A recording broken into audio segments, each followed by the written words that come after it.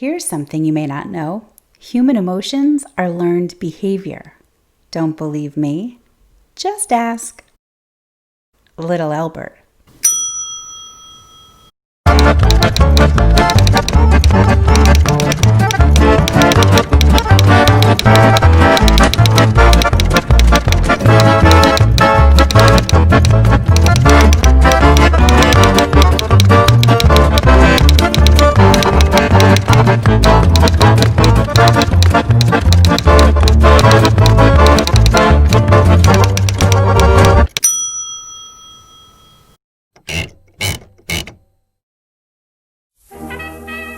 A century ago, a Johns Hopkins University behavioral psychologist and researcher by the name of John B. Watson published a groundbreaking scientific paper that helped make him a household name.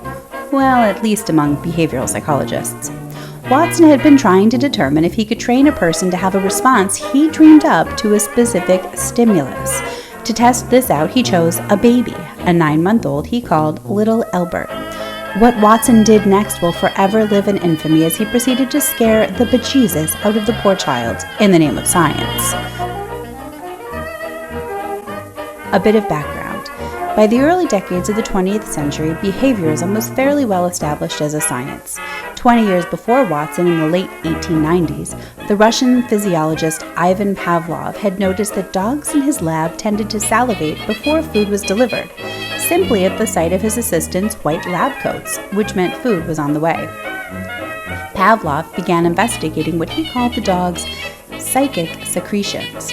Pavlov wondered if he could pair the seemingly conditioned stimulus with a totally unrelated, basically unconditioned stimulus, such as a metronome or a similar sound, to result in the same response of salivation. Incidentally, Pavlov didn't use a bell. He most frequently used the aforementioned metronome, or a buzzer, a harmonium, or an electric shock. But we digress. He wanted to condition or teach the animals to salivate simply at this new sound, even if the original stimulus, the sight and smell of food, or for that matter, the white lab coat, was no longer being offered. It worked. Neat little pet trick, but what did it mean? If a guy with a metronome can make you salivate, is free will an illusion? Enter John Watson. After reading Pavlov's finding on conditioned responses, he wondered if they could be extended to humans. He believed that humans had only 3 physical responses to stimulus: fear, rage, and love. And he believed that each of these responses could be conditioned or trained into and out of people. Enter little Albert. In 1920, Watson set out to test his hypothesis. This is how it went. Step 1. First, Watson established a baseline by determining what objects elicited a neutral response from baby Albert. He was looking for things that did not prompt fear, rage, or love. So he presented the baby with a series of live animals: a dog, a rabbit, a monkey, and a little white rat, as well as, and we are not making this up, a bowl of fire.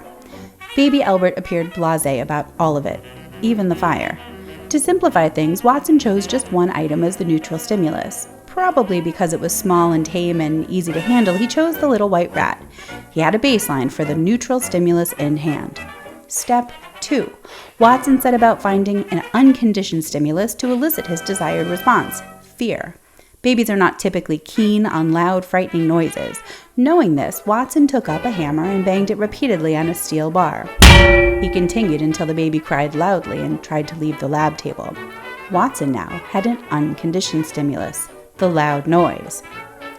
Step 3. Time to pair them up. Presenting the rat and the noise at the same time creates what psychologists call contiguity. Over 14 sessions, Watson presented the rat simultaneously with the loud noise. Rat, noise, noise, rat, over 14 sessions. Then he presented Albert with just the little white rat, and the boy was indeed terrified. This was clear evidence that the classical conditioning that worked on animals, such as Pavlov's dogs, can be replicated in humans. But Watson didn't stop there. He wondered if this response would extend to other furry objects, so step 4. He presented the other furry things to Albert. and the baby was indeed now scared of those too. He was even scared of Watson in a furry Santa Claus mask. Imagine that. So to recap, a major researcher at a renowned American university took an adorable, trusting baby and made him terrified of furry things, including Santa Claus. Science is amazing. Watson was quite proud of his achievement, and in 1924 boasted, "Give me a dozen healthy infants well-formed in my own specified world to bring them up in, and I'll guarantee to take anyone at random and train him to become any type of specialist I might select. Doctor, lawyer, artist, merchant chief, and yes, even beggarman and thief, regardless of his talents, penchants, tendencies, abilities, vocations, and race of his ancestors." So let's talk about why this experiment is important. While terrorizing small children to demonstrate that behavior can be taught is less than ideal, Watson's behaviorism was an advancement in our understanding, as it showed how we could readily program responses like fear, rage, and love into humans. Unfortunately, a full century later, this understanding is often misapplied in places like school. Think about that red, yellow, and green behavior chart in the front of many primary school classrooms, or pink suspension slips for bad behavior in high school. These carrot and stick methods born from the ideas of behaviorists like Pavlov, Watson, and Thorndike are still widespread in school, as well as in work and life. But subsequent research has shown they are, in a sense, little more than pet tricks for people. They do little to create authentic or sustainable change in people's lives. Perhaps this is because behaviorists made one big mistake. They did not consider the internal mental states of individuals. Behaviorism simply can't explain how people make decisions or navigate complex sets of information. These inner workings of the human mind that power our drives, goals, motivations, and sense of purpose emerged only with the cognitivists like Hermann Ebbinghaus, John Piaget, and Elizabeth Loftus, who began studying complex problem solving and the development of expertise. But here's the thing, put the two together and they work. Taken together, behavioral and cognitive research have given us a lot of positive ways to help people thrive and overcome fears. Cognitive behavioral therapy, or CBT, uses language to help people become aware of their fears and navigate thoughts and name them. Through deliberate practice, they overcome harmful thinking. Another technique, systematic desensitization, also emerged from behaviorism. It's a way to reduce a conditioned fear and anxiety response through gradual exposure to the fear-inducing stimulus. Advertisers also found the value in behaviorism, using contiguity to drive responses to products and to drive sales. For instance, the American Tobacco Company, seeking to expand their market beyond male smokers, created a campaign that trained women to associate smoking cigarettes with, of all things, freedom. Product placement in shows and movies are yet another way behaviorism seeps into our daily lives. Those Reese's Pieces in E.T. earned Hershey's a 65% increase in sales, enough to terraform a small planet perhaps. And what happened to little Albert? According to researchers who put together that puzzle in 2010, Albert's real name was really Douglas Merritt. His mother worked at Hopkins, and unfortunately, little Douglas died of a brain condition at age 6, so it's impossible to know if his fear of furry objects persisted after Watson's experiment ended. One more thing about Douglas. In 2012, researchers who examined his medical records concluded that he probably wasn't the healthy and normal baby that Watson described.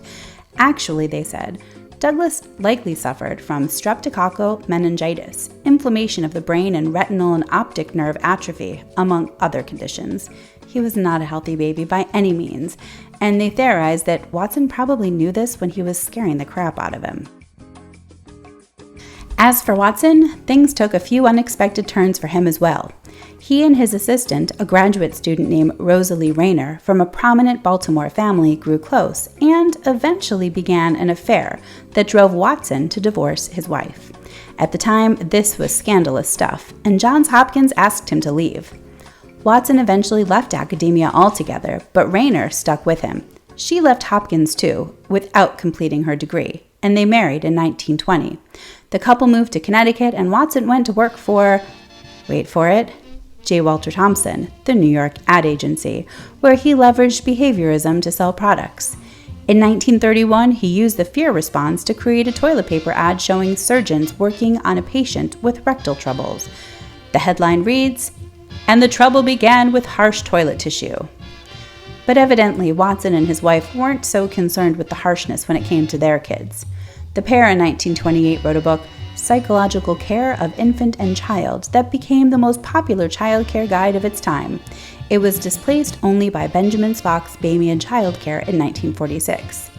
As you might guess, the pair who tortured little Albert, Watson and Rayner, developed interesting ideas about child rearing. They had 2 sons, and they didn't kiss or coddle them, treating them instead like small adults.